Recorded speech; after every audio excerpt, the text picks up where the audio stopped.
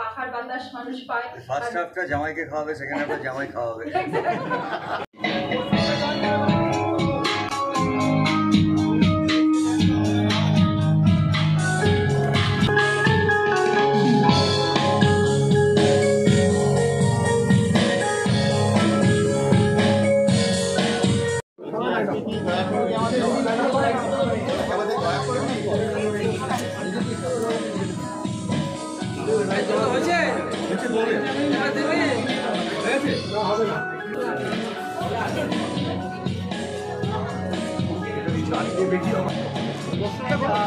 দাদা কেমন লাগছে বলো? চোখের সামনে হরেক রকমের পদ, তিনজনেই বলো, তিনজনের কাছেই প্রশ্ন রয়েছে। হ্যাঁ নিশ্চয়ই। আজকে আমরা এখানে এসেছি সল্টলেকে, তো আজকে বিশেষ দিন, জামাই ষষ্ঠী, মানে জামাইদের জন্য স্পেশাল খাবার, এবং আজকের দিনটাই ডেডিকেটেড টু জামাই।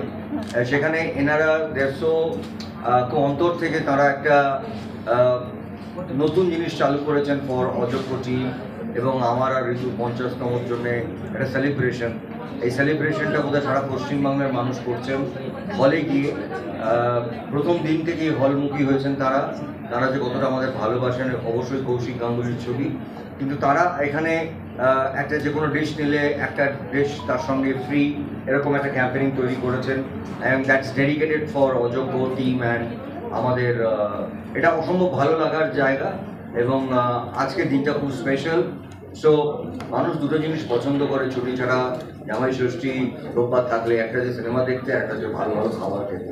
এখানে দেখছি বাঙালি খাবার ভর্তি, প্রচুর ভালো ভালো খাবার, মানে এর মধ্যে অনেক খাবার আছে যেটা আমি চোখেও দেখিনি অনেকদিন ধরে, কিন্তু ভালো লাগছে দেখে, কারণ এইটার মধ্যেই আমরা বেঁচে থাকি। আমরা বাঙালিরা ভালো সিনেমা, নাটক, গান আর ভালো ভালো খাবার খেতে ভালোবাসি। আমার আন্তরিক শুভেচ্ছা এবং ধন্যবাদ অযোগ্য এন্টার টিমের তরফ থেকে, বাবু কালচারকে এবং আপনাদের সবাইকে। Thank you so much entire team.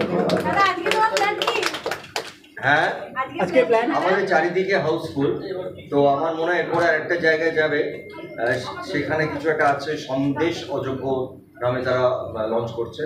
তারপরে আমাদের দর্শক তাদের কাছে পৌঁছাবার চেষ্টা করবো জামাই ষষ্ঠীর। দাদা বাঙালি খাবারের মধ্যে তোমার ফেভারিট ডিশ কোনটা?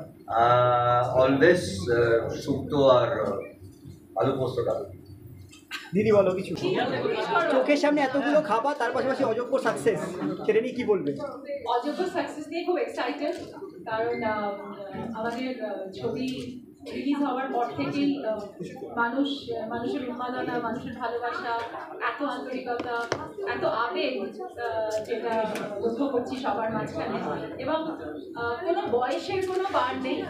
ছোট থেকে বড়রা, মানে কি বলবো, মানে বয়স্ক মানুষরাও আমাদের এই জুটিকে নিয়ে আলোচনা করছেন, ভালোবাসছেন। ইনফ্যাক্ট গতকাল আমরা বৃদ্ধাশ্রমের সাথে দেখা করেছি, এবং তারাও ছবিটি এত আন্তরিকভাবে দেখেছেন এবং ভালোবেসেছেন। এগুলোই হচ্ছে আমাদের বড় পাওনা।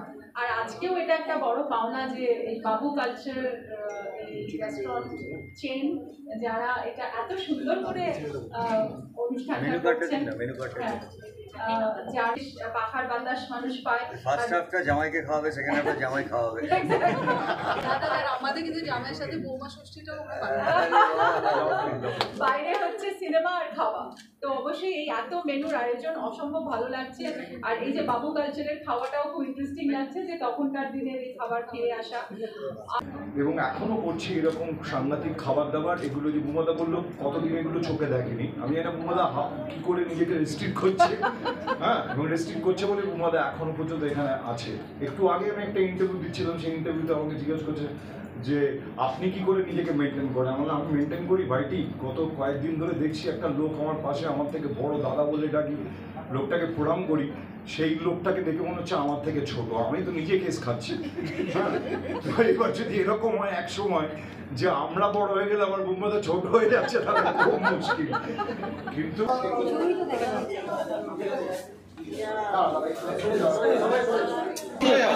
ভাই বসে যান, পেছনে পাবি না